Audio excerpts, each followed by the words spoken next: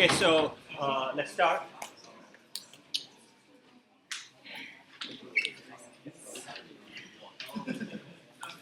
So we'll continue with the state machines or finite state machines that we were talking last time around.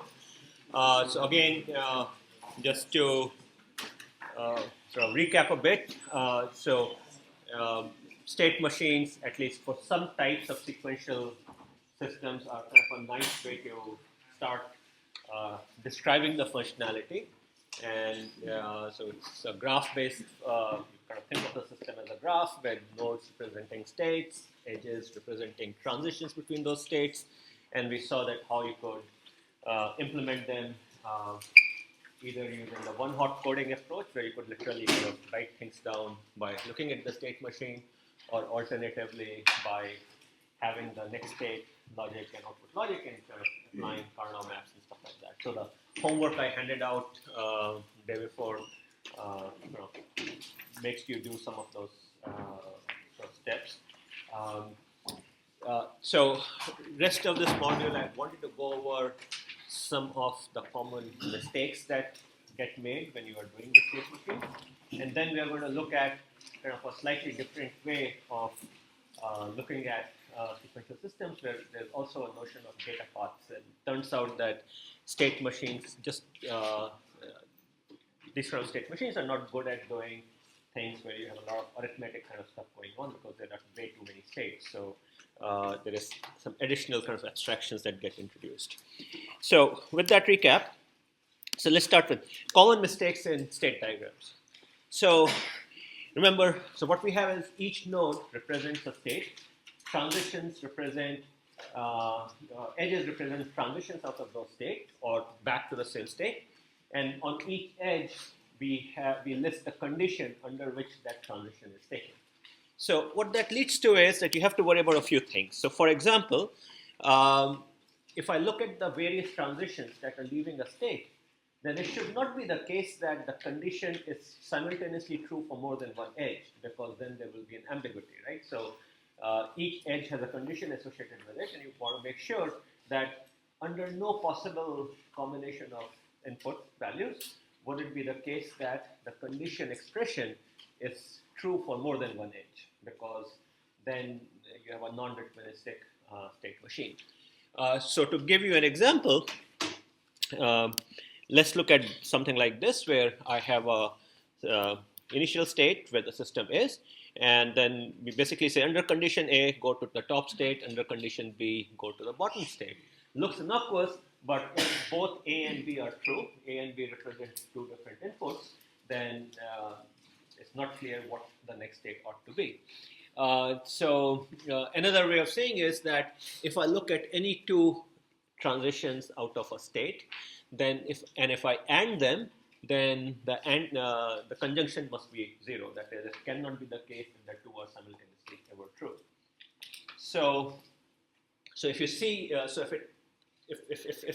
if the condition associated with two outgoing edges from the same state is ever true, then you have a malformed state machine. And perhaps what the specification really kind of intended to say was, maybe, for example, if A do this, and if not A but B do the other one. So perhaps, for example, this is what might have been asked for. That is, if A is true, go to the top state, and if A is not true and B is true, then you go to the bottom state. And the prime there is?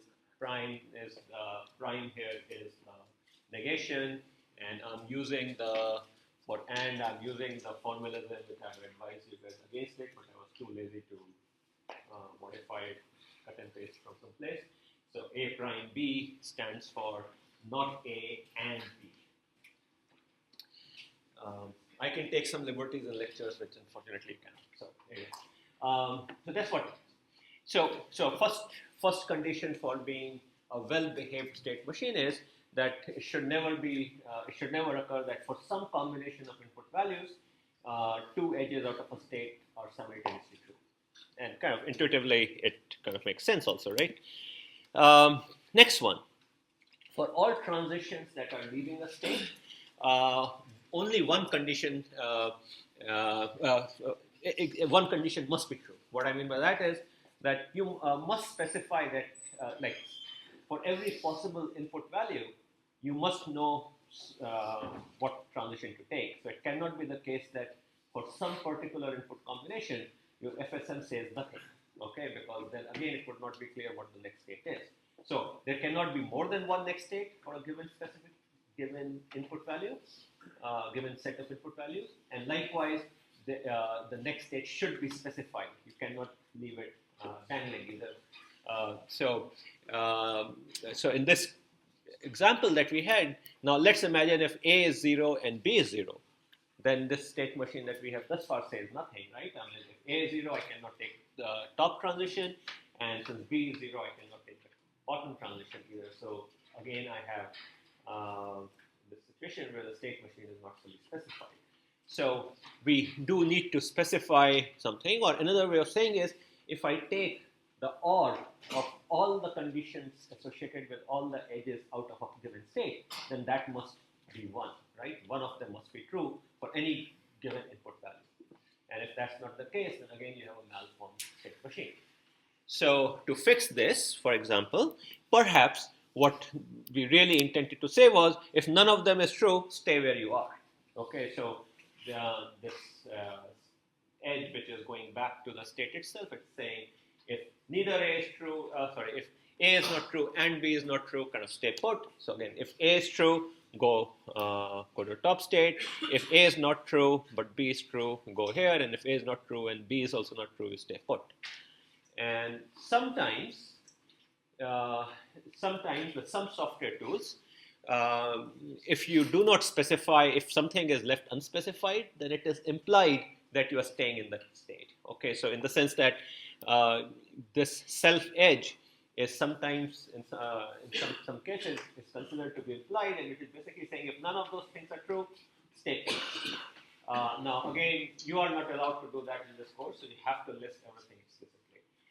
It's a good habit, and most tools actually will not support that implied self edge. So again, when as you are doing the state machines, make sure that your state machine is well formed in both these regards, right? So for every possible input value, there should be one and only one next state. That's basically what this is saying. And if that's not the case, then your state machine has a bug. Yeah. And so, and of any pair of conditions, does that mean we can take the and of all conditions, and it must be 0? Well, if you take pairwise. See, the problem is if you take and of all of them, and if it is 0, that's fine, but could still be have ambiguity. Like for example, it could be two edges which say x and x, and a third edge which says not x. If you were to take the and of all of them, it would be 0, but the first two are not. So you have to do it for each bit. Any other questions on that? So what I have is kind of an example of where these kind of problems occur. So it's a digital lock, and what we have is there's a digital lock which has 5 buttons, S, R, G, B, A, and so S is start, R, G, B are 3 colors, RGB, and then there is a signal called A. And there is an output out of the system called U. Okay, so what we are designing is the port detector. So there's a keypad with these things and signal going through, and U goes to some sort of a locking mechanism to activate it. So the basic idea is that you have to unlock, that is U equal to 1, when buttons are pressed in a specific sequence, and the specific sequence is start followed by red, followed by blue, followed by green, followed by red. So you have to press S, R, B, G, R. Okay, that's the combination that we have to press. And the idea also further is that if you press a wrong button at any time, then the door should not be door should not be unlocked. Now, So state machine that we have out here kind of looks like the following. So we start out, so again, if you recall, this indicates the start state.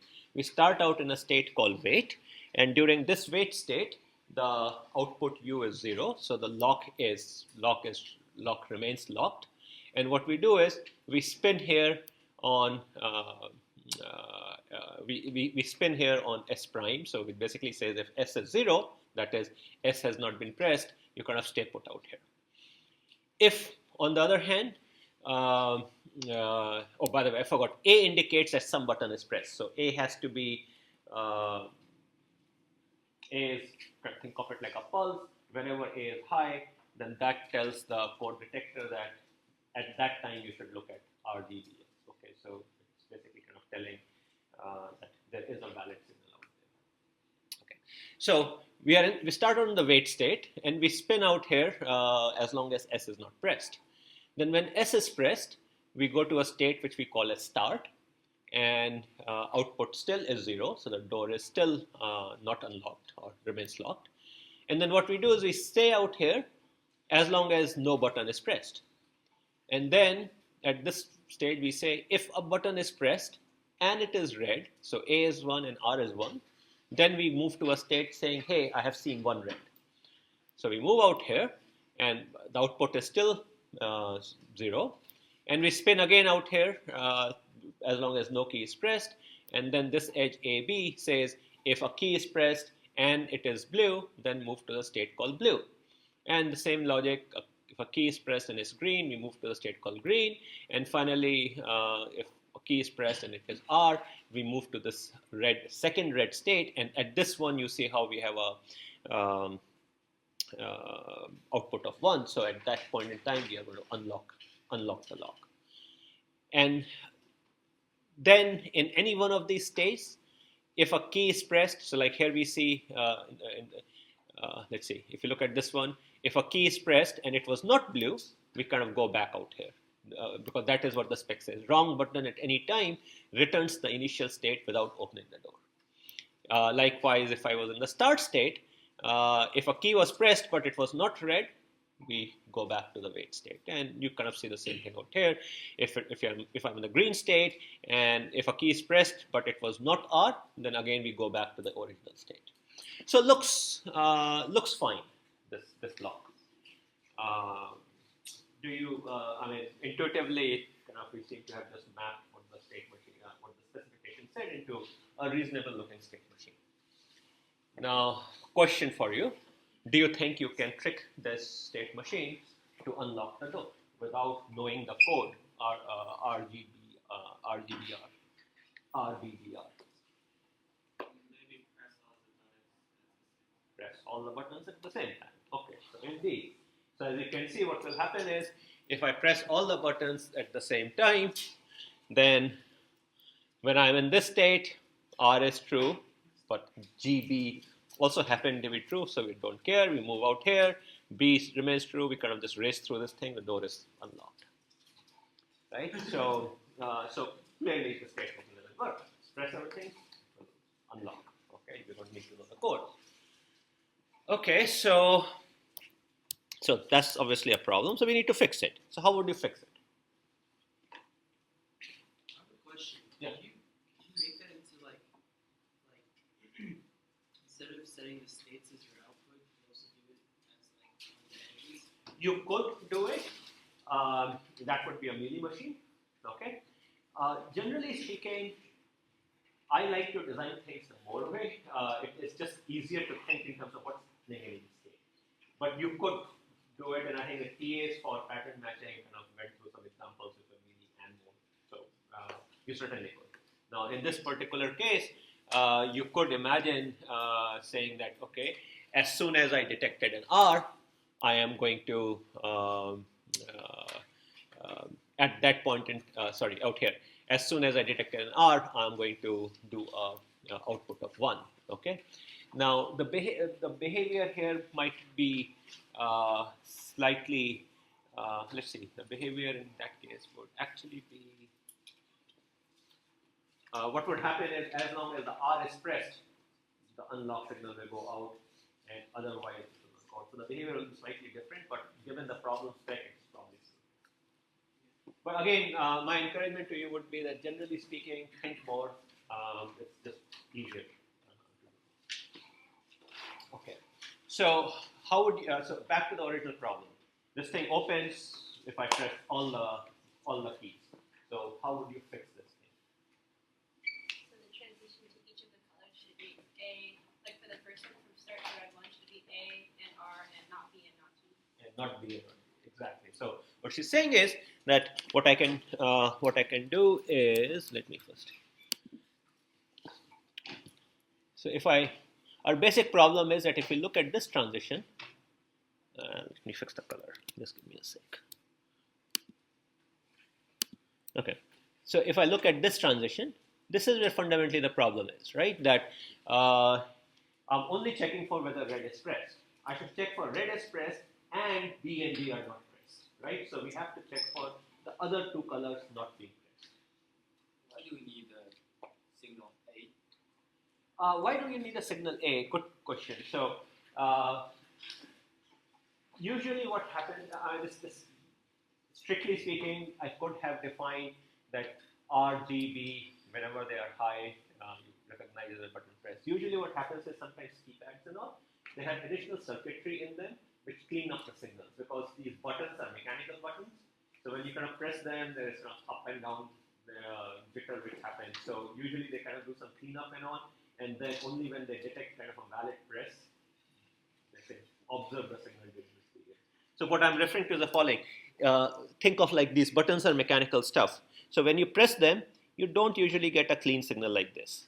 Okay. Usually what you get is a lot of up and down before they settle.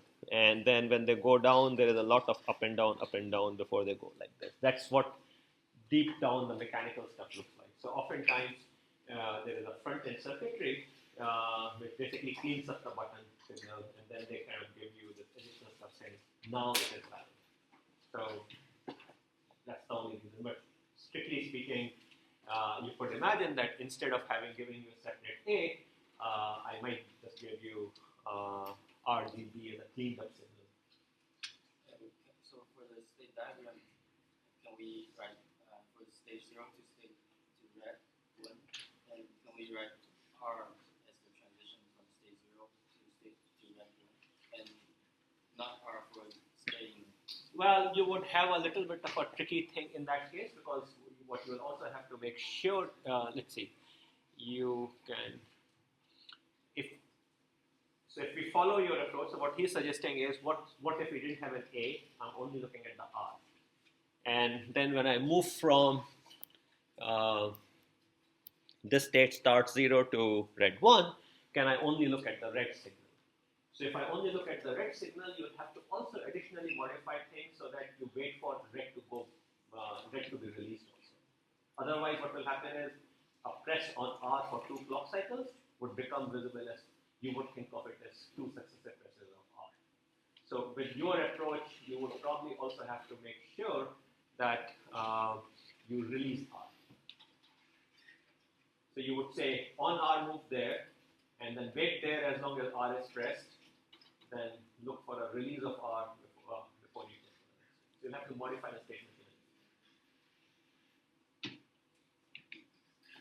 So actually the design homework which I'll be handing out probably by tonight is also a lock problem, and there we don't have an A signal, so you'll get to try it out. Okay, so back to our problem was I press all the keys, the door could be unlocked. So to fix it, what was suggested was that these transitions where I'm only checking for the valid color, I should make sure that none of the other 2 colors are pressed. So it would look like A and R and not B and not G. And likewise, we would do kind of at the other places. So we can fix this thing. So basically, so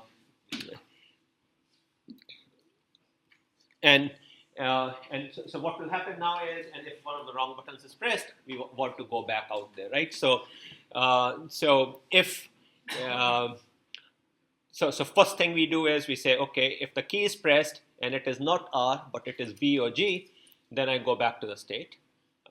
Likewise out here, and on all these 4 edges, we kind of do this thing, that we go back to the original state if the user pressed one of the other keys. But still doesn't fully solve the problem, because we also have to handle the case on this particular edge also.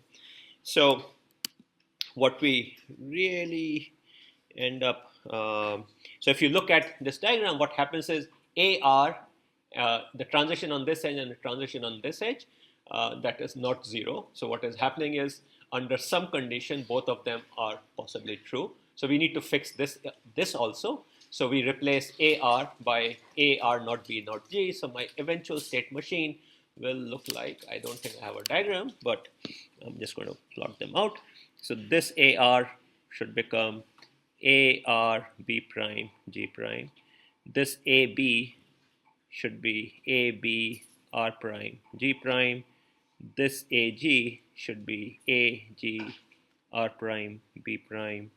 And then finally, this AR should be AR B prime G prime. So you'll have to fix all of these things to get a correct state machine. So 2 kind of problems that you should watch out for. One is that your state machine should function correctly, and in this case, when we started out, we had a valid state machine. So there was this state machine was well formed. It was just not complying with the spec, because it had this loophole that could be opened by pressing all the buttons, which is not what a lock is supposed to be. So that was one problem, but then as you're fixing it by adding additional clauses, you have to make sure that you don't leave it at this stage, or you don't leave it where, so you have to fix both the edges. You cannot just fix one of the outgoing edges, because that's the only way you can make sure that you don't violate one of those 2 conditions for a good state machine, a correctly formed state machine. So as you make state machines, be very careful about this. Let's look at another example. So let's say I want to create a state machine which divides by 3. What I mean by that is that the state machine has an output, out, which goes high once for every 3rd cycle that input is high. So basically what's happening is that it's observing the inputs, and after every 3rd time the input is observed to be high, the output is made high. So what you see out here at the top is we have 0, 1, 0, 1, 0, 1, 0, 0, 1, 1, 1, 0, 0. So we start out, there's first one, then there is a second one, then there's a third one, and after it has observed the third one, then it is outputting a value of 1 on the output. Now, one thing you would see is this is where the milli versus more distinction comes in. In case of more, there is going to be a clock cycle delay before the output can react to it, right? Because output depends on the state. So when the input changed, when the third one arrived, the effect of this one on the current state will happen only in the next clock cycle. So this is why you see the 1 appearing at the successive clock cycle. If it was a milli machine, you could react immediately. So that's a key distinction between milli and more. Now, usually clock cycles are so fast that it doesn't really matter that 1 clock cycle delay you don't really care about. Likewise, so there is a 1 being output out here. And then again, after the next bunch of 3 ones, then again there is a 1 being output out here. Okay, so essentially we are counting we are looking at ones, and every third one encountered on the input, we want to output a 1 on the output. Okay? So draw the state diagrams. How many states do we need? So can someone help me on this one? So how many states do you need? What would you? So kind of step back from the details. How many states the system can be? What's the relevant history that matters?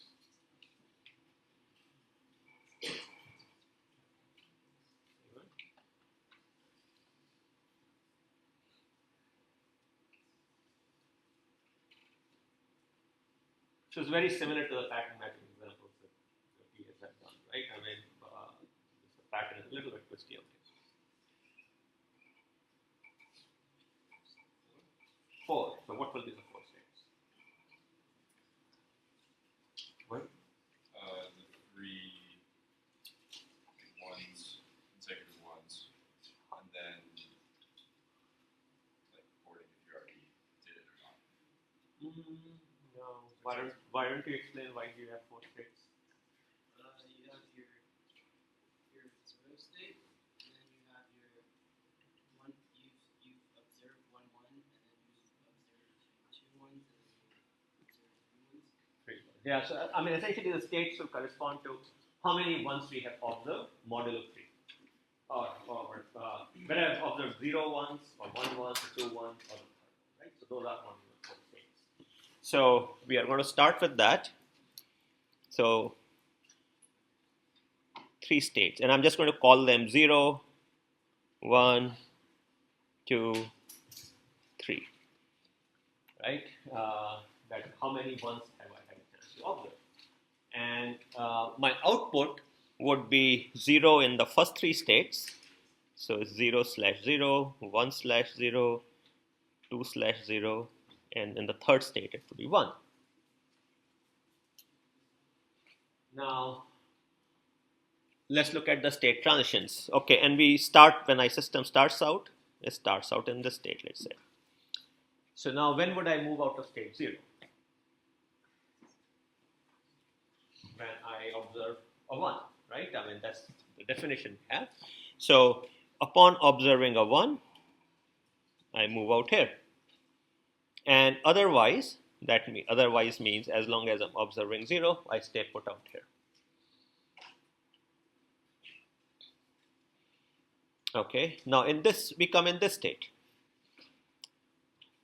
So what would I do from this state?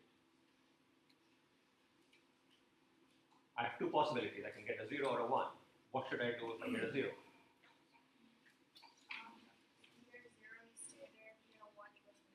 Okay, good. So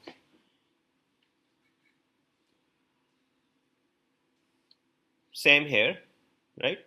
0, stay here, 1 here. Now what?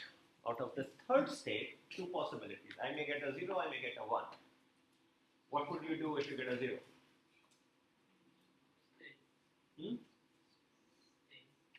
Stay.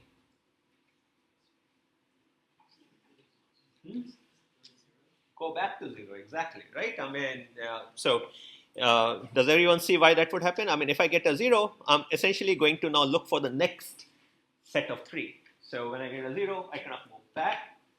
And if I get a 1, what do I do? Go to state 1, right? Because state 1 meant that I have observed 1, 1. Right? So I'm going to spend exactly 1 clock cycle in that state number 3, just to output that 1 for 1 clock cycle. And then if I see a 1, I go to the state to say, hey, I have seen 1 once.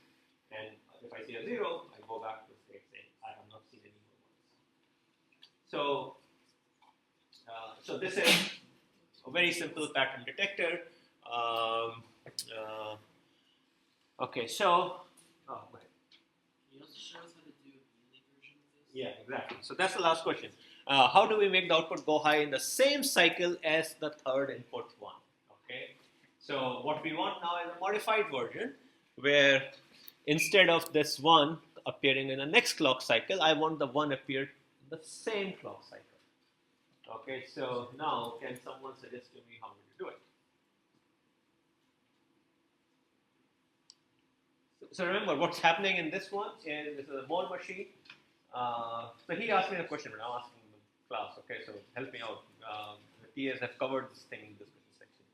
So again, the machine that we have done right now, the 1 comes in the clock cycle after every third one, right? But sort of what we want to do, the last bullet is, we want that 1 to appear in the same clock cycle. Okay, idea being that so that my output is more agile, it's more immediately responsive. So firstly, it has to be meaty, right? I mean, because if I'm directly responding to the input, it has to be meaty. So what change would we make? So let's just redraw this thing. State 0, state 1, state 2, state 3. Okay. So this is a critical state, right? I mean, state 2 says I have seen 2 ones. Now I'm getting the third one. So on that edge, you should try to output the 1, right? I mean, as you are getting that one. So presumably, so let's kind of play with it a little bit. Presumably, out here, I'm going to say 1, 1. Okay. So, yeah. Do you actually need a third one, or Do I do need? you need a third state? We'll see. So let's see how it turns out.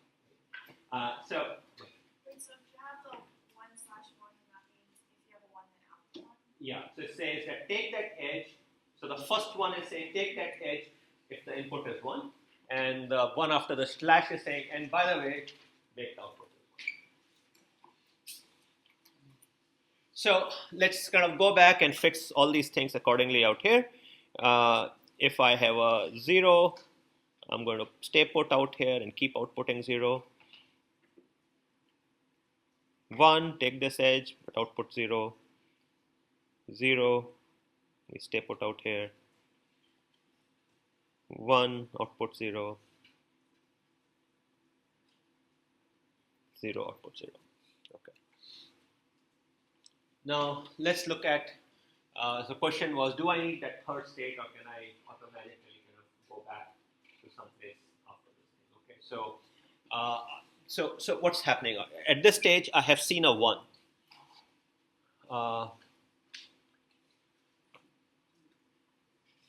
So after seeing that 1, what should I do? Well, I can, in some senses, I could conceivably just go back to the state 0 and then wait for the next input.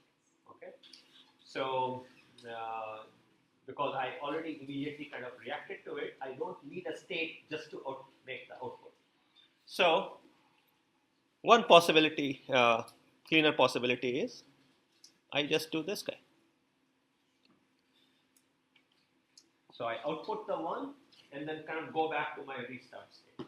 And at that point, if I get a 1, I will move to the next state, otherwise stay put out here. So with the melee out here, I'm actually able to get away with 2 states. And that's basically because I don't need to devote a state just to make my output. And that's a pattern you would often see, that more machines need an additional state because you need to spend time in a state just to do the output.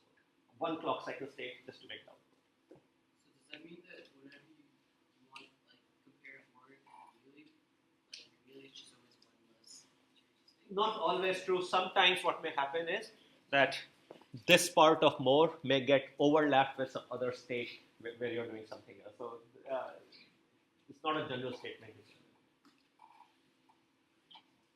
So what's the name divide by 3 if that's saying? I don't know. I just picked it up from it's in the book. They call it divide by 3. I guess the idea being that every block of 3. Maybe a better name should have been count blocks of 3 ones. How many triplets or something like that. Don't worry about the name. Any other question on this one? Yeah. How would you form this into like common logic, like actually using gates? Like how would you? Okay, so good question. So let's take the first one. So how would we do the gates? So good exercise. So let's try doing it.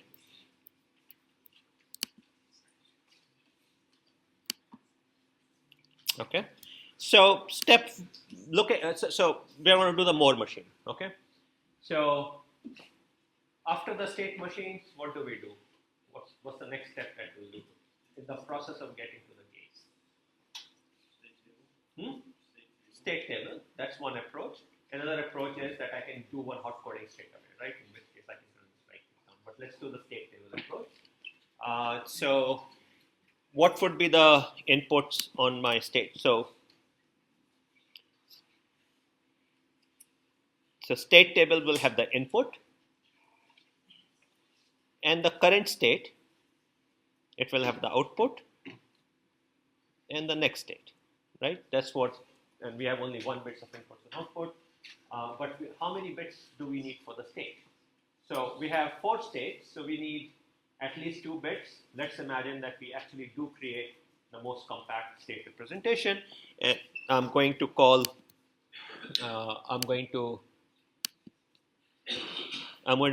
the first state 0, 0, 0, 0, 1, 1, 0, and 1, 1. Okay, so normal binary coding. So let's start out with input being 0 and the current state being 0, 0. Input being 0, current state being 0, 1. Input being 0, current state being 1, 0. Input being 0, current state being 1, 1. Then input is 1, current state is 0, 0. So all the possible combinations. Okay. Now you have to look at what our state diagram says. So input 0, current state 0, 0. So we are here, current state 0, 0. Okay, so firstly, since it's a Moore machine, so the output only depends on the state. So we know that the output is high only on state 3. So output is high when we are here or when we are here. So the output part is easy. And now we need to write the next state function. So if I am in 0, 0, 0, that is, if input is 0 and state is 0, 0, looking at the state machine, we know that we stay there, right? This self loop. So therefore, next state is 0, 0. If, on the other hand, I'm in state 0 and input is 1, I move to state number 1. So that means I'm considering this entry. Input is 1, state is 0, 0. I move to state number 1, 0, 1. So now help me out. What about this case? Input 0, state 0, 1. What would be the next state?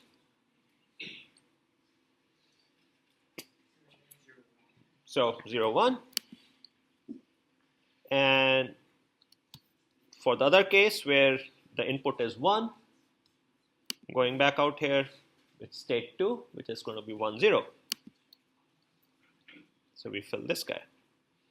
By the same pattern, if I'm in state 2, input is 0, we stay put out there. Otherwise, we move to the next state. So 1, 1.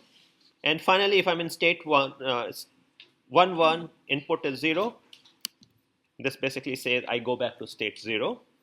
This arrow out here.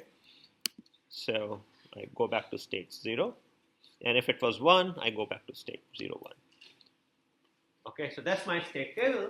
And this is really what this is saying is this is actually a truth table with 3. One way of thinking about it is a truth table with 3 inputs in 2 bits of the state.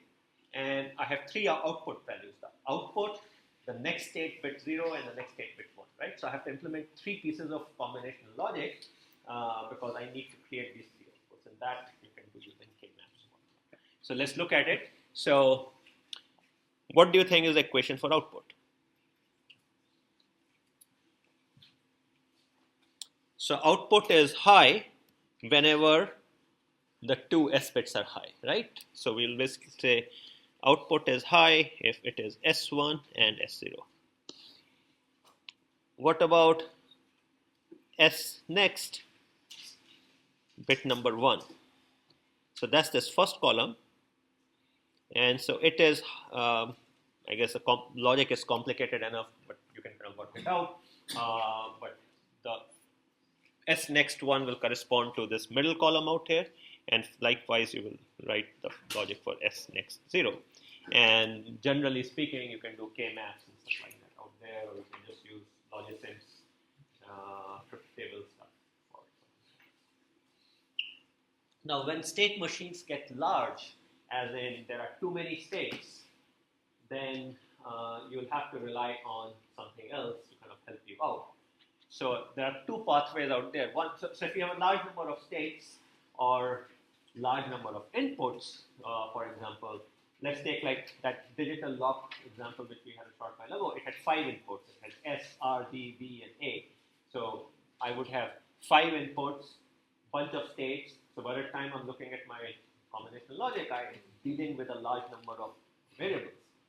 So a couple of ways you can deal with this is, one is that you actually go with the one hot coding, okay, because there, as we saw with several examples last time, you can kind of just pen things down. Another one which I find often very useful is, in one of the Piazza mailing, I pointed out this Wolfram Alpha, which is kind of this Mathematica through the web basically, and you can write down Boolean expressions there, and it gives you the simplified versions. Okay, that I find to be very useful. In fact, that's how when I prepare your homeworks and all, that's how I kind of use it. So that's a useful route to take. For design homeworks, I expect that you would be exploiting these kind of things. Of course, for exam, we will not give you something which requires way too many input variables. Okay, so this is how you kind of proceed. Okay, so again, write the state machine, then go to the state table, and then systematically come up with the next state logic and the output. Any, let's see. So what was the remaining thing I want to say out here? Yeah, okay, so we've seen everything on this one. Any questions before I move to the next one? So for this one, you have like the K map for out, the K map for S and X. Okay, I'll need 3 K-maps, right? One for out, one for the upper bit of S next, one for the lower bit of S.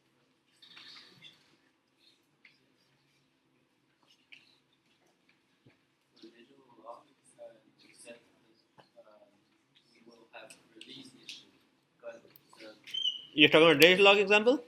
Yeah. So digital lock example, I have 5 inputs, and let's see, I have 6 states. So 6 states need 3 bits. So I will have 5 input bits, I have 3 state bits, and I have 1 output, and again I need 3 next state bits. So I will need 4 Carnot maps, and each Carnot map would have to handle 8 inputs. So it would be an 8-dimensional Carnot map. Of course, you're not going to do it. I'm asking the release. I mean, can we? If this one has also release problems, if we implement this. No, question. This one is I'm also? asking, can we use? Can we omit the A signals? Then you said there will be release problems, but this one has also release problems. If you The signal A. Yeah, if you eliminate the signal A, okay, so you will have 4 inputs. Right? You will have R, D, B, and S. Can we omit the signal A? Signal? Yeah. Which signal? A. A, right? Yeah, in some versions you can. So when you get the design homework, you would see there is no signal A. Okay.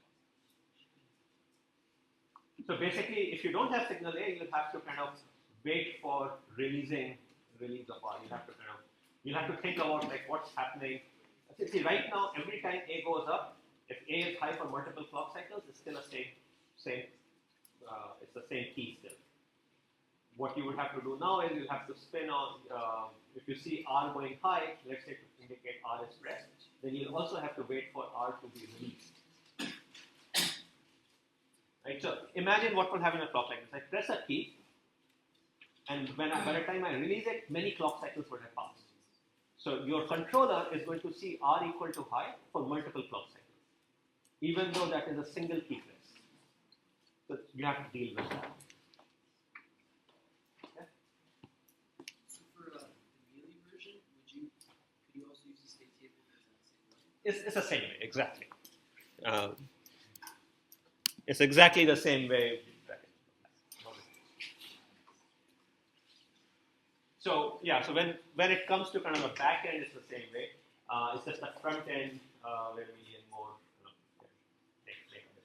And if you are an observer looking at the state machine, looking at how this box you designed is operating, you would see that 1 clock cycle delay. Mealy machine will produce an output as soon as the third input came in. More machine would produce it after the clock. Okay, and again, I would advocate, generally speaking, at least I find it's a matter of personal taste.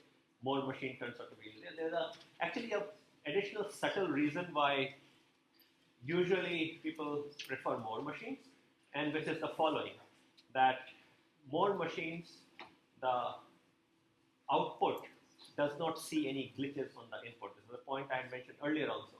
Let's say on the input you have some spurious transitions, but so if you have a mealy machine, those spurious transitions will immediately be seen on the output. Whereas on a mode machine, as long as those transitions do not happen right at the clock edge, nothing bad will happen. So more machines tend to be more robust in terms of design. So that's another reason to kind of prefer them. Okay, so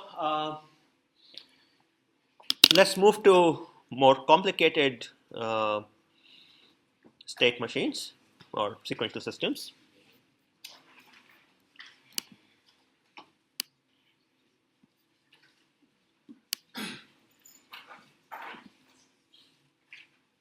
Okay, so now we are into chapter 16, and again, as usual, ignore everything to do with Verilog out there.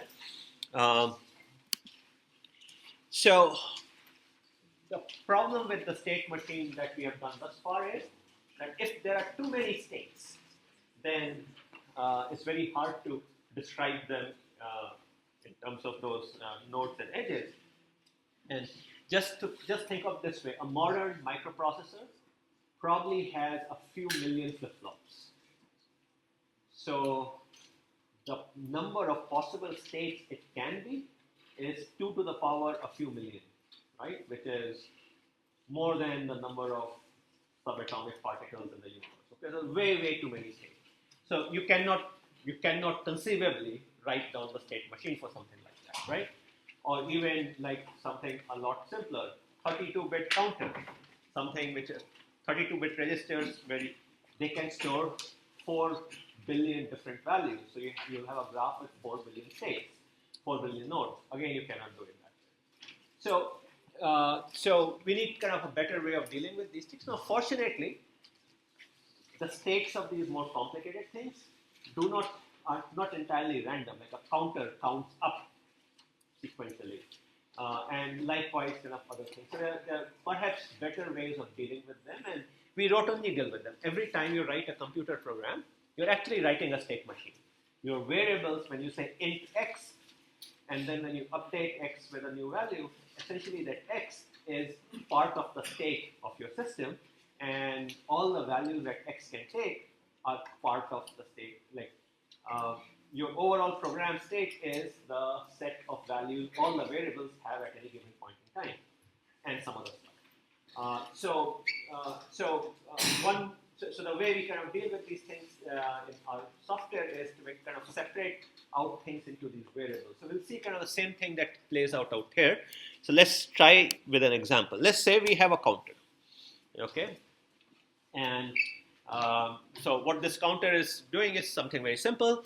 As it has a reset signal, if the reset signal is 0, it will keep counting. It will go to state 0, 1, 2, 3 through 31, and then come back to 0. So it's a 5-bit counter. It just keeps doing that. And if, on the other hand, a reset signal comes at any time, then it goes back to state 0. So the idea being that on the output, I'm seeing these 5 bits, and those 5 bits will cycle through 0 through 31, back to 0, and will keep doing that as long as reset is 0. And if reset is high, it immediately goes back to 0. Will stay put there as long as reset is high, and the moment I make reset to 0, it will again start its counting. Okay. And even a simple behavior like this, as we can see, has lots of states. And if it was a 16-bit counter, which even small microcontroller type processors routinely have, you will have 65,000 states, impossible to draw. So what we start doing out here is to, so you could also say, hey, I can do a state table, but kind of the same problem, number of rows blow up. If we have a 32-bit counter, and again, modern processors have many 32-bit counters, you are looking at many state machines with billions and billions of nodes. So a better way in this thing is when we design these kind of digital systems, we think of two kind of state machines.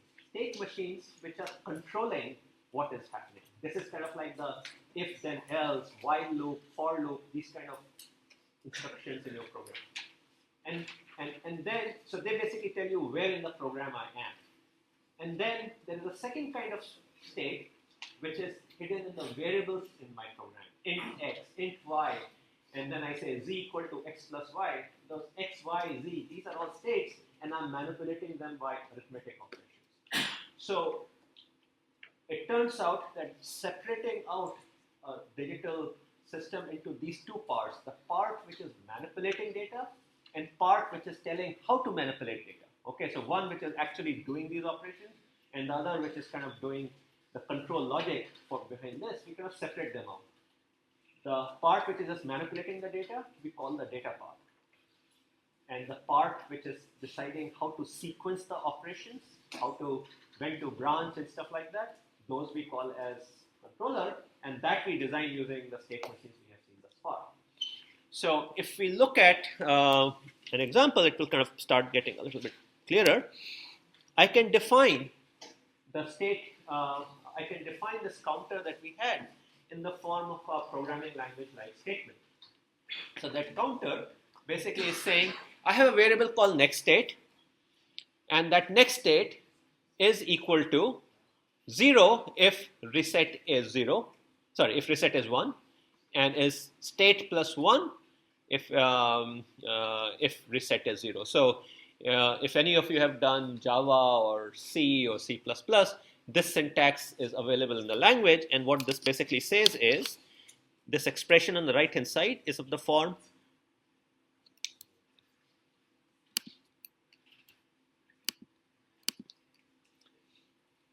so whenever I say C question mark value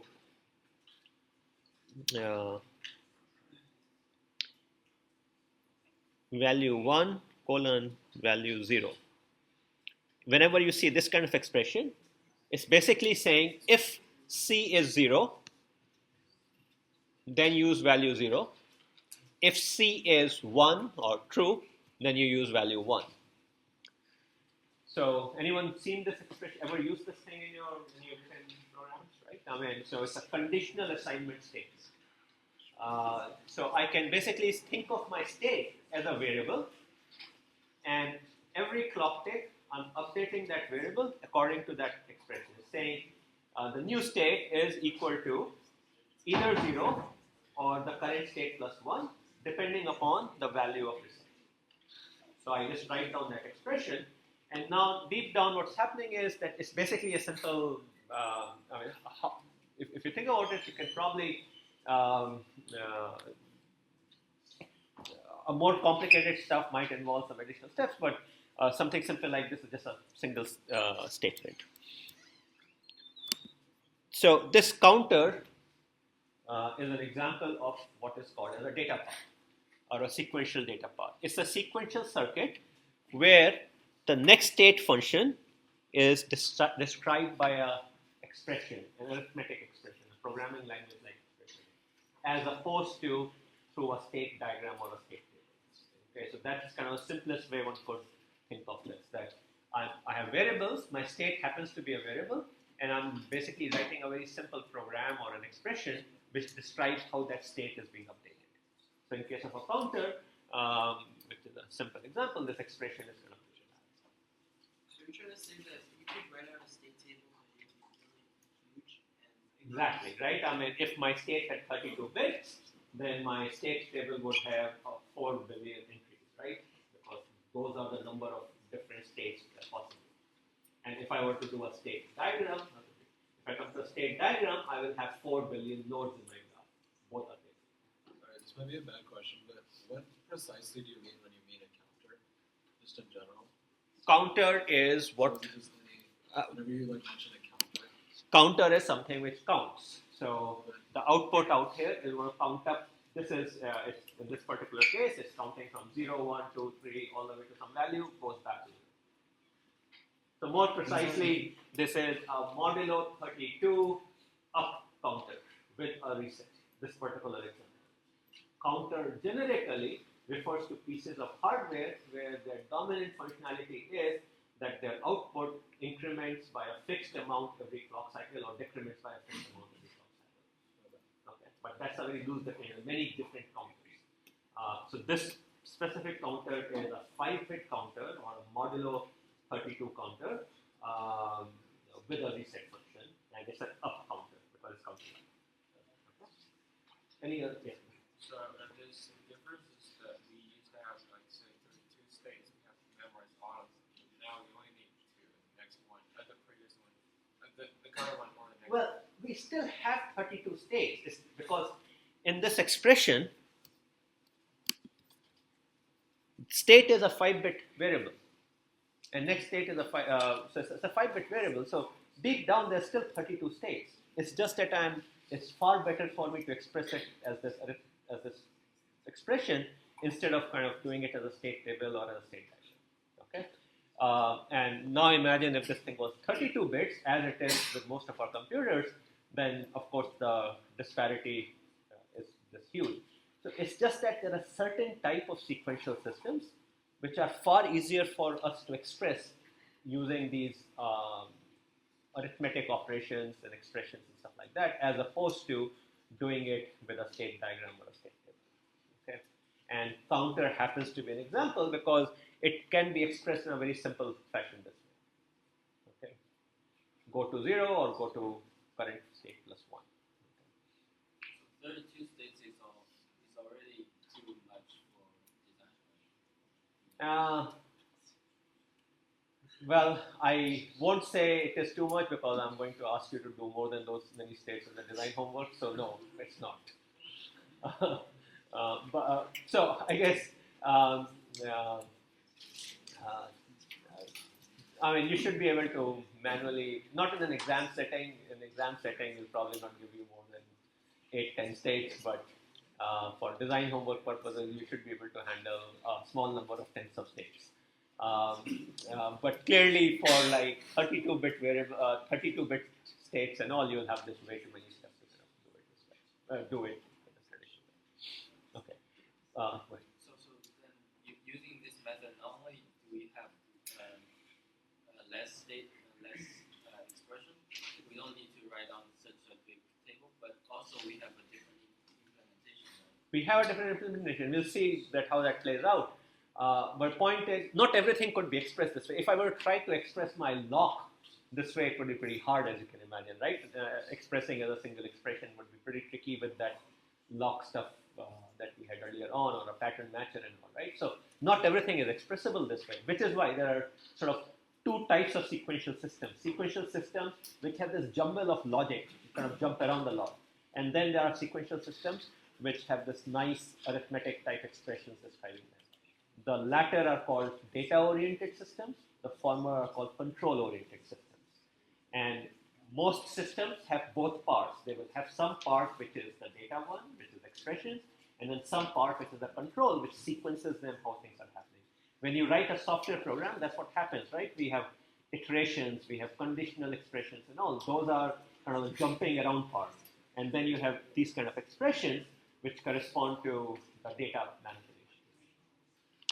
How do we differentiate this? Comes with experience. Sometimes the boundary is not clear. You can always, there are certainly cases, I mean, look at this counter. I could express it, if the counter has few bits, I could express it either way, right? But general rule of thumb is things which are like operations being done on a variable are probably data paths. Things which correspond to if then else, for, kind of iterate, stuff like that, which probably go through a traditional state. And the only way to kind of do it is really kind of sit down, decide, comes with experience. But again, no, it's not like one is hard and the other, one is easy, one is correct, the other is wrong. It's just that one is going to be more easy than the other. And that makes it harder. Okay,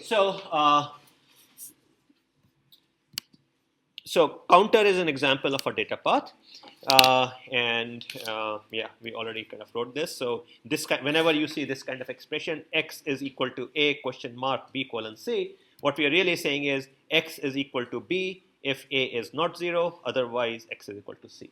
So it's a conditional assignment statement, and it's present in most programming languages. Okay. I could now express this thing in a different kind of state table, a state table where I'm willing to use expressions.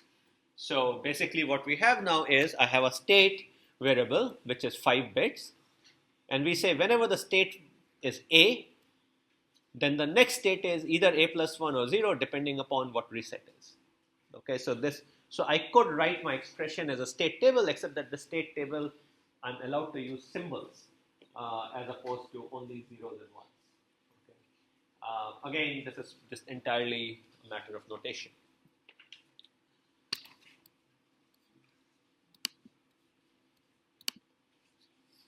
Okay, so now given that we have our expressions, how do we go around implementing it? So already in many different problems earlier in the course, we have seen that whenever we have this kind of situation that if this condition do this, otherwise do something else, it reminds us of multiplexers, right? We have seen many, many problems like this. So this question mark with two options really is indicative of that I have a multiplexer with a 1-bit control, so that I have two options. So basically what I have is now a multiplexer which is controlled by reset. My state resides in this register, n-bit register if it's an n-bit counter, and one of the inputs of the multiplexer comes is tied to 0. So whenever reset is high, 0 flows to the mux and goes into the register. So this is this guy is my this part is the next state basically, right?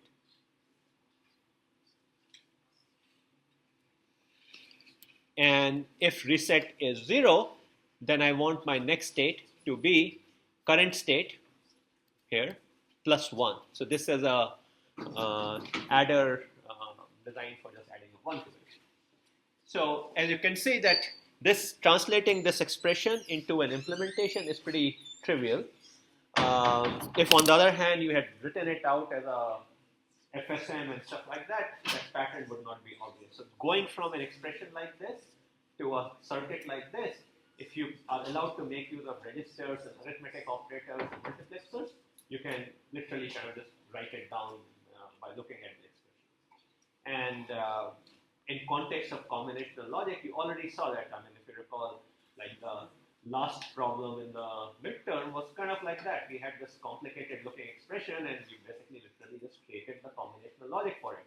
That's what's sitting out here in the front, right? I mean, it's really no different. Using arithmetic operators, multiplexers, decoders, encoders, those kind of stuff that we have previously seen, you can basically write down the next state.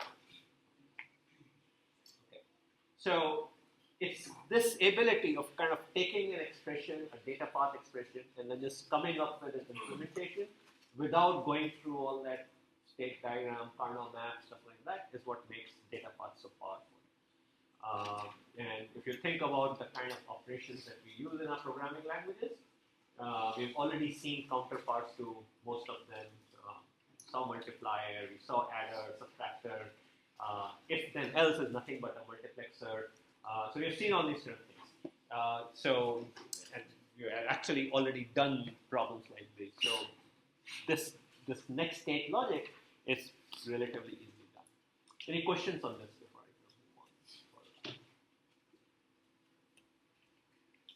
move on? Okay. So more generally, a data path oriented sequential system looks like the following. It would have a register where we store the state. We will have a next state logic which is described using an expression. And that next state logic takes the input and takes the current state and produces the next state.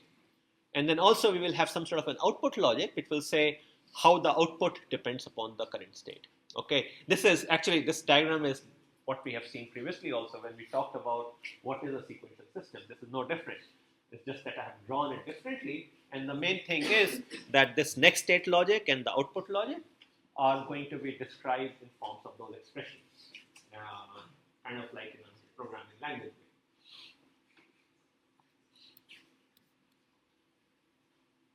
So these things are described as expressions or functions instead of tables.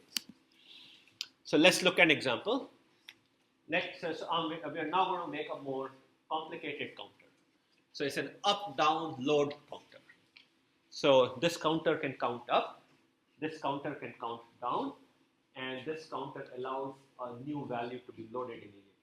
Okay, so previously when we had the reset, all we could do was to force it to go to all zeros. But here, we are allowed to give it a n-bit input, and then we want to set the counter to that value immediately. So like counter may be counting, and suddenly we want to say, go to value whatever 55, and that value gets loaded into it. Much like in a program, you may say x equal to 55. Okay. So we have 3 control signals or 4 control signals. We still have our reset, but we have 3 more control signals: up, down, and load. Up, as implies, says count up. Down, if down is high, the counter will count down. And load, whenever load is high, then whatever is the value on input gets loaded into the state. So what it means is, this is what we want. Next state function says, if reset, next state is 0. If not reset and up is 1, then next state is state plus 1. If not reset and down is true, then next state is state minus 1. And if not reset and load is true, then next state is equal to n. N is the n-bit signal out here. Otherwise, next state remains where it is. So load, up, down, load, these are all 1-bit signals. And if all of them are invalid, that is, they're all zeros and reset is 0, then the counter holds its value. Does that mean there's like a state thing going on within the counter? Because it's not like one of the Within that, yeah. So the feedback is going to be inside that black box. Okay. So there's a state register in there, n-bit state register, and that state register is being manipulated according to this little program. So if reset is high, we set that state to be state will become 0. If reset is high and it's not and up is high, then next state is state plus 1, and so on and so forth. Now looking at this, there's an additional assumption that we are making, that up, down, and load, only one of them can be high at any given time, because this program is unclear if all of them are simultaneously high, and which is why you say that they are guaranteed to be 1 hot. Okay, that means up, down, and load, we guarantee that only one of them is going to be high at any given point. Can we use binary? You could use binary. This just happens to be the specification. Okay? Actually, what would this particular thing do if up and load are up and down are both high? Huh? Well, so partly it will depend on, actually depends on how you kind of end up implementing in this case. But ideally what you would like to do, if you want to be very clear, you would say, if not reset and not, let's say I want to give up the priority. So I would say if not reset and up, but and not down and not load, then do this. So you can kind of expand this thing, but in this case the spec is, we guarantee you that only one of them is going to be high, and then kind of that. Okay, so now what you see is that instead of a single expression, we have kind of something which looks a bit like a snippet of code. It's still a data path oriented stuff. And now we can try to implement it. Oh, by the way, we also have to do the output function. The output function simply says output count is equal to the current value of the state. Okay. Now we could write a table. We could have written a table, but the table is messy, and also I would say it's pretty non-intuitive. It's not clear what's happening if you were to look at a table like this.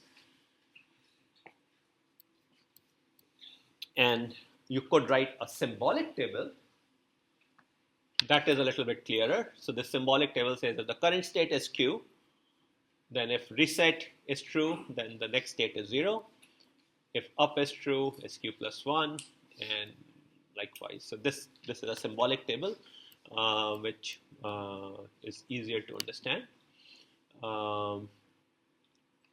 And then you can kind of write it in a different way also. But let's look at how we design it.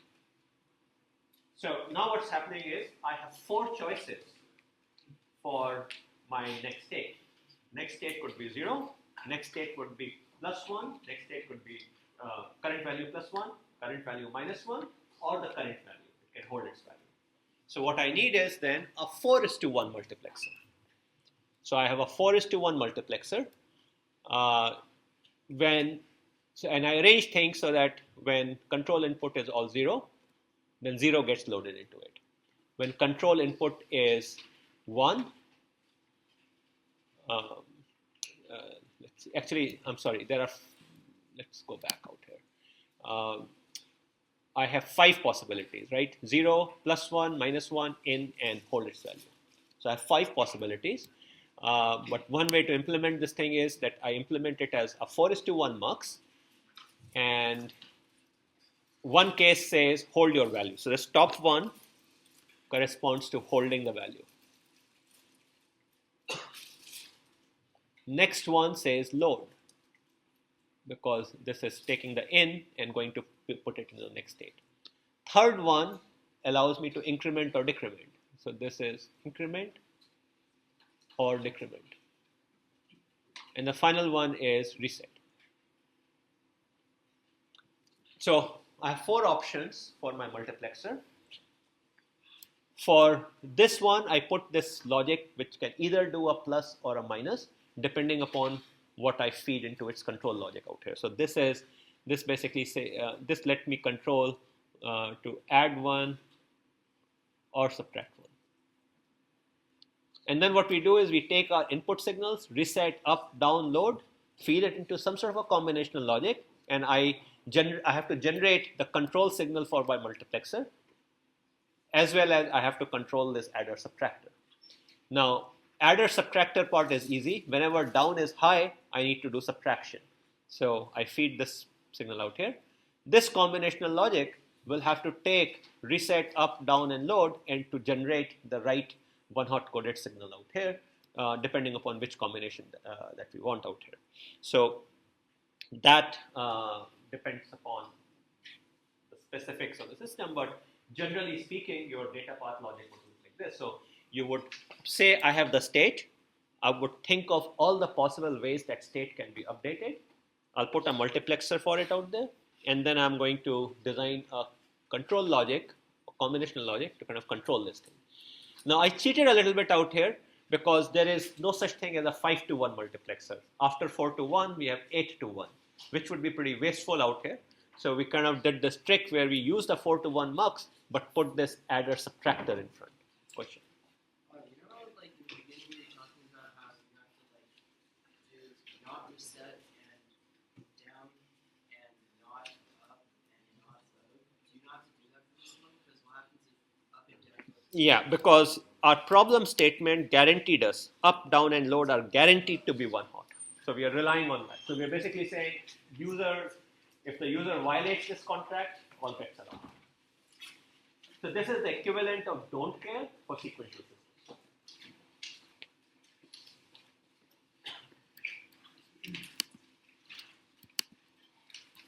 Okay, so sticking with this design, so basically, since we are guaranteed to be one hot, actually this combinational logic is going to be pretty simple, because I have 4 inputs out here which are corresponding to these 4 things. So you can design this control logic relatively easily. Like for example, the control for input port 0 should be high whenever reset is high, right? So I have 4 control signals out here. Select 0, select 1, select 2, and select 3. Select 0 is not going to be nothing but reset, because whenever reset is high, I need to select port 0. Select 3 corresponds to hold. Let's look at select one, select 2 is going to be valid whenever load is high. So select 2 is simply load.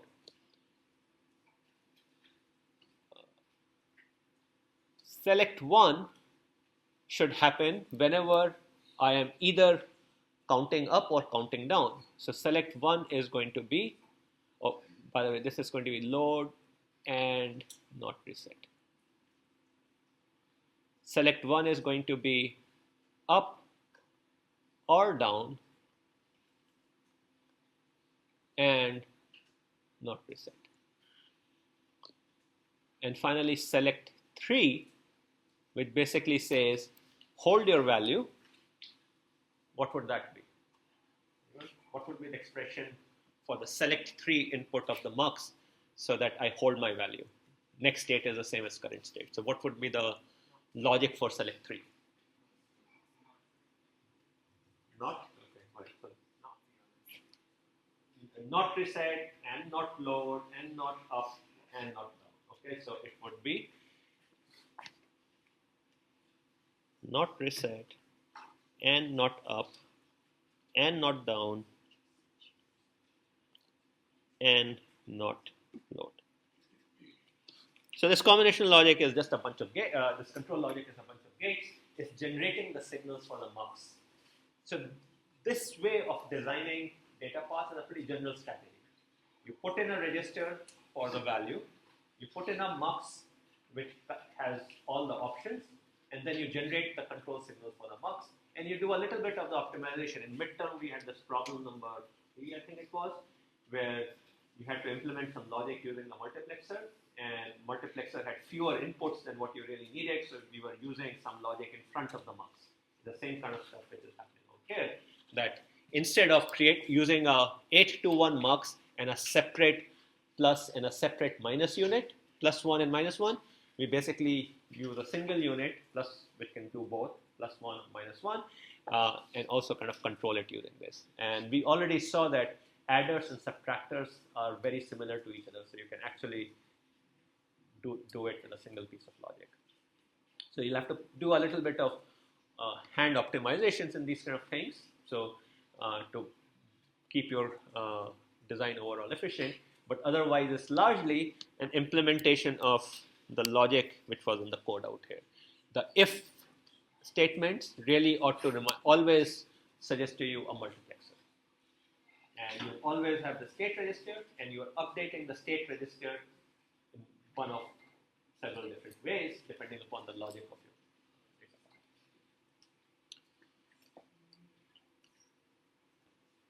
If you wanted to create, let's say, something different, like for example, I need a counter which would count up by 2 or something, all that would do is it would, which could also count up by 2, let's say. So I may have an option like I were to add 2 more options, up by 2 and down by 2. Then I will just add, I'll have a bigger multiplexer and I'll have some additional control signals for it. So you can just generalize this thing for more complicated designs. And again, kind of writing a FSM for something like this and then synthesizing, then kind of coming up with Carnot maps and all is just way too painful. More importantly, as you saw in Logisim and all, things like multiplexers and all are already given to you, so might as well use them because they give you an easier way to design these systems. Instead of having your Carnot map discover this multiplexer, you kind of use it directly. So literally you are kind of reading a program and just mapping it into hardware. That's kind of what's going on. Do you mean in data path design we don't write down state tables? So it looks like we only design it by intuition. But what if we don't have intuition when design is complex? If you don't have intuition, then you have to practice and learn intuition. No, this is a good question. The thing is, the Carnot map approach would work. It's just that it's totally impractical for something like this. It has way too many variables and stuff like that. Now, even if you imagine there was a software tool which could do it for you, even then it turns out that this strategy is better. Because what happens is, a software tool which may take your kind of try to follow a Karnaugh map or some other such approach, it will end up with a total jumbled up design because it doesn't know that what's happening in the multiplexers. Whereas what happens is people design these modules like add by one or adder or multiplexer, optimize the hell out of them and make it available to you as a module in a library. So if a software tool can directly use the multiplexer, it will give a better design. So what you would see is that even industrial tools, when they are faced with expressions like these, they don't go through the Karnaugh map approach. They will basically say, you know, this if pattern corresponds to a multiplexer. They will look into the library and put a multiplexer out there. That's how they also design. So if you're interested and kind of look at the Verilog code, which is available in the book, you would see Verilog has if, then, else, these kind of things.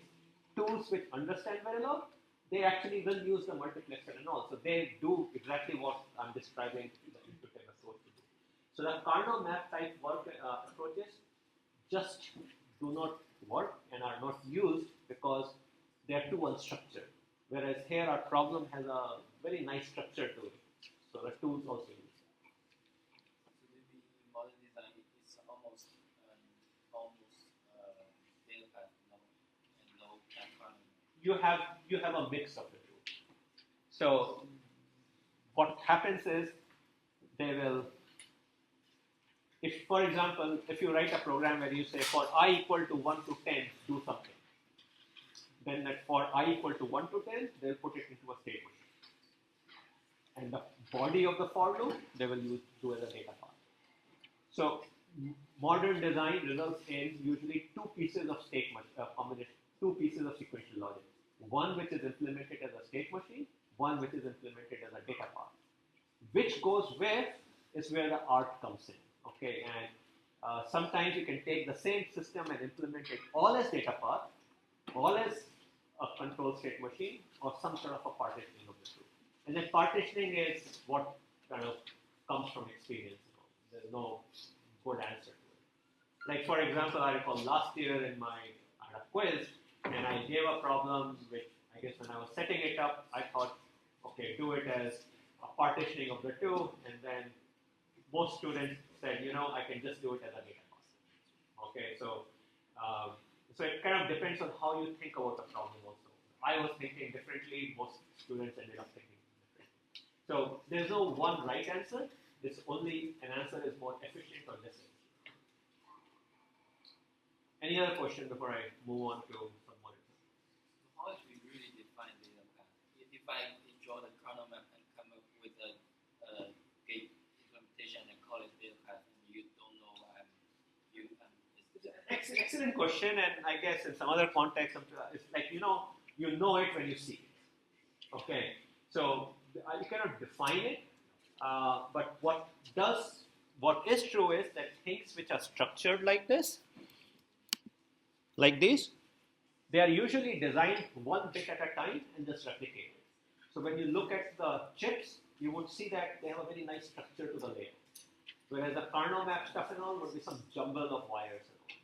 So ultimately, like these multiplexers, as we saw earlier on when we were talking about arbiters and all, we would design one bit and then we'll replicate and tie them together, right? So that's how the data paths look like. You would see them as a slice design and then a slice repeated many times. So you will see a very repeatable pattern wherever there is a data path. Wherever stuff resulted from a Karnaugh map and all, you see kind of a more jumble of wiring over there. So it's just that data paths lend themselves to implementation style which is more regular.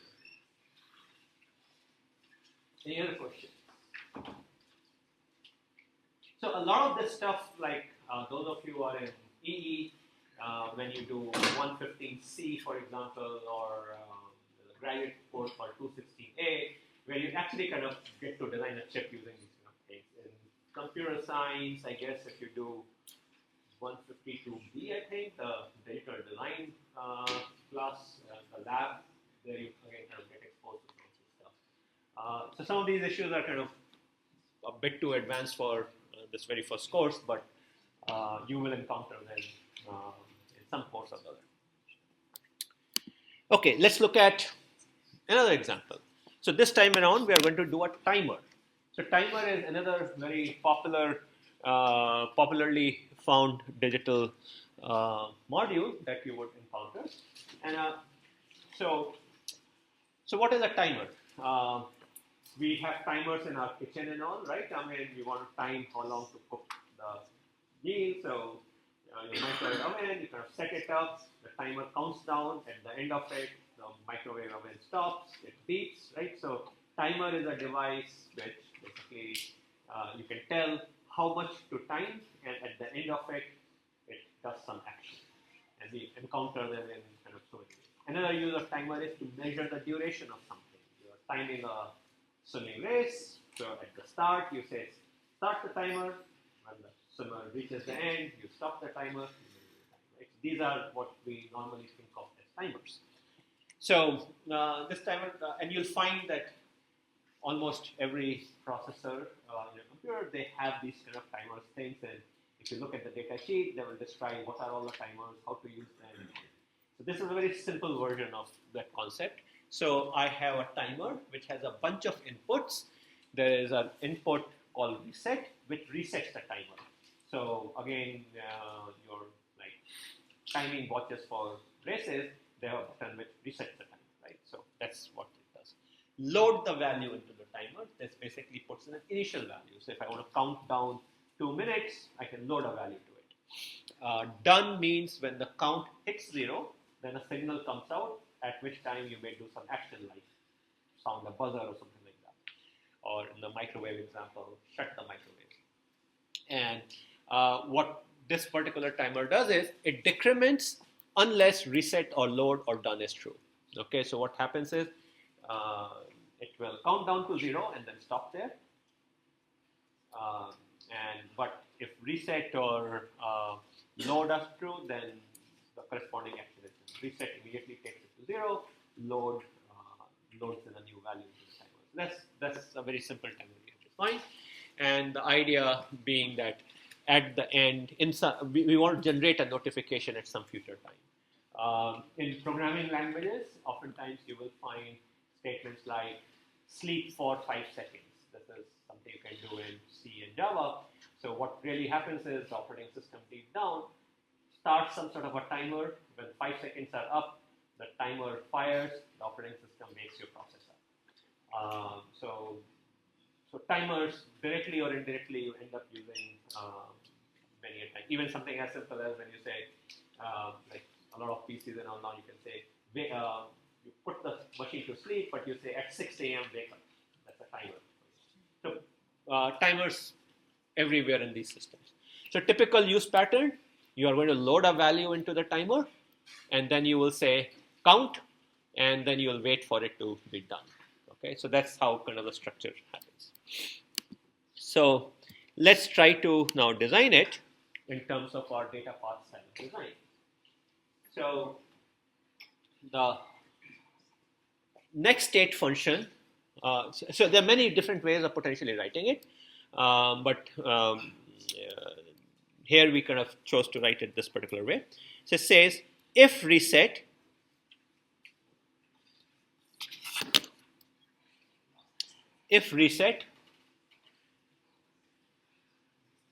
or not load and done, then next state is 0. So it's basically saying next state is 0 if reset is high, or I'm not loading and done and the counter is done. So the counter has reached its done state, the next state is 0. So it kind of spins there.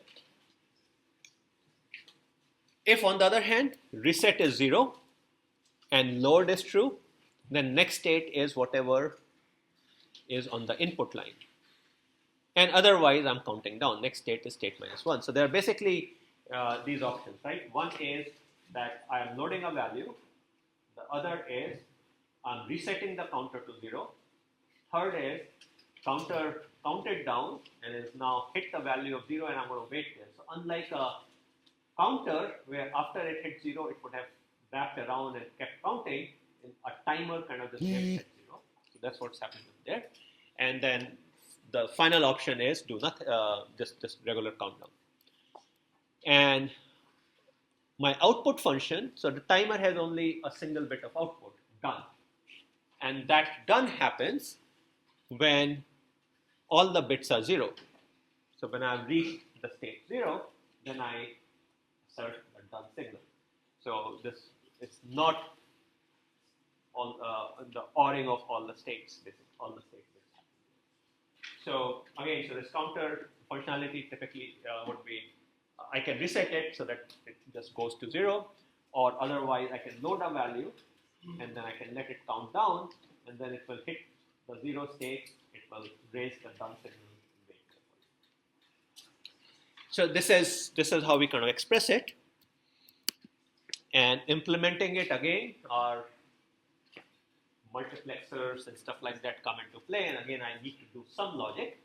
So I have a multiplexer in this case, which gives me 3 options. I can load 0, I can load the input, or I can load the current state minus 1. So those are my 3 options. Because remember, that's all we had out here, right? It's either 0 or in or my current state minus 1. So that's what we do. We have a 3 to 1 mux, or more precisely, generally speaking, it will be a 4 to 1 mux, and you might leave a bit hanging, one of the inputs unutilized. Some of you, I notice in the midterm, use tri-state buffers to create multiplexer. I think there are 2 or 3 of the students, and that's a perfectly valid way of creating like a 3 to 1 mux. You can have 3 tri-state buffers corresponding to the 3 inputs. I need this select logic to generate the control for the mux. This select logic will make use of reset, load, as well as done, because we do need this output. And finally, done is basically checking whether the count is 0 or not. So this inner part is a little bit like a down counter, and then the outer part is kind of this additional logic that we have.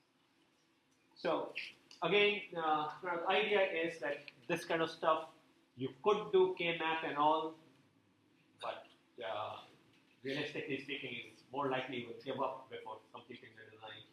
But by looking at the expressions and then making use of multiplexers and adders and subtractors and registers, you can create the logic corresponding to the expressions that you have.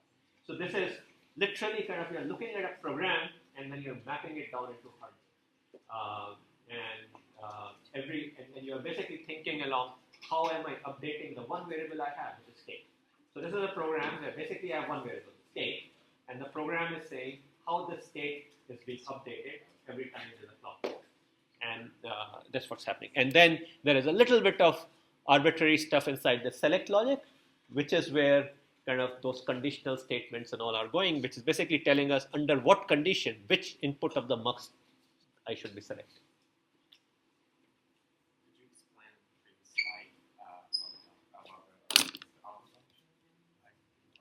The output function, remember, so I need to say done whenever the state is 0, right? So output is nothing but it's a knot of all the state bits all together, right? I'm trying to detect state bit, all the n bits of the state are 0, then done has to be high, right? So it's a NOR gate, right? So that's all it is.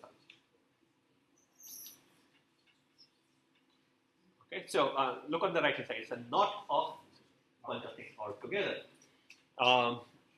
Here we have written equal to 0, but equal to 0 is nothing but detecting. So the reason why you need to have why are you going from done to select logic? Is it because to like maintain that it's after? It's because of this. So it's basically saying that timer decrements unless load or done is true, right? So the idea is that once it is done, we want it to stay put there. Okay. That's the difference between a timer and a counter. A counter, once it hits 0, will continue, it will wrap around, whereas a timer will just stay there. So a very typical kind of problems that you'd face is you'll have some timer or counter-like functionality, but with some variants on this basic story. Okay, it could be up, down, count to a particular value. Maybe there are some counters where you can change. They will count to a particular maximum value and then immediately go back to 0. So those kind of problems are very commonly encountered in designs, but they all follow kind of this basic mode. You can design them using a state register together with mux and some of this combinational logic. And there are plenty of problems at the back of the book kind of are along these lines. The TAs will go over some of them as well. Let's look at another example. So by the way, one other thing I would mention is that some of these modules, you will find them as available in a typical library. Counter is a very common module that you will always find. Logisim has a counter module, but you should look at it how it works. It's not the same that I described. The details are different, but generally speaking, it can count up, down, reset, load, those kind of things. But you have to look at how it precisely works. Okay, so let's look at shift register. Shift register is usually used. So it's a register. A register is nothing but a bunch of flip-flops, right? And it stores n-bit number. What a shift register does is it shifts the bits from one register to one flip-flop to another. Okay, so we'll see how it works. So this shift register has a reset signal which resets output to 0. Otherwise, on each clock tick, out is shifted left with input Sn fitting in the LSB. So what I mean by that is, let's see if I have a diagram. Okay, so this is what it does.